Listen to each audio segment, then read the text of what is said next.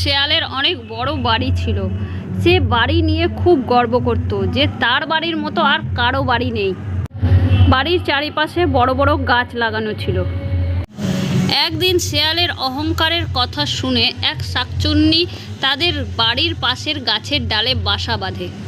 শাকচুন্নিটি গাছের ডালে বসে থেকে পা দোলাচ্ছিল। তখনই শেয়ালের ছেলে সুমন বাড়ি থেকে বেরোয়।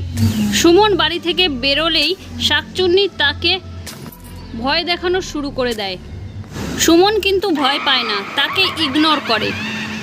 শেয়াল কিন্তু বাড়ির দরজা থেকে সব কিছু দেখছে।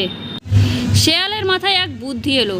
শেয়াল শাকচুন্নি যেই গাছে বসে সেই গাছটিকেই কেটে ফেলে দিল। বিপাশা আইসক্রিম খেতে খুব ভালোবাসে। একদিন তাদের পাড়ায় আইসক্রিমওয়ালা এসেছে। ঠিক দুপুর 12টার সময় আইসক্রিমওয়ালাটা এসেছে আর বিপাশা বাড়ি থেকে বেরিয়ে পড়েছে আইসক্রিম খাওয়ার জন্য। বিপাশা যেই আইসক্রিমটি লোকটির কাছ থেকে নিল আর মুখে দিতে দিতেই সে শাকচুন্নি হয়ে গেল। তারপরে আইসক্রিমওয়ালাটা সেখান থেকে পালিয়ে গেল। তারপর শাকচুন্নিটি জোরে জোরে হাসতে লাগলো।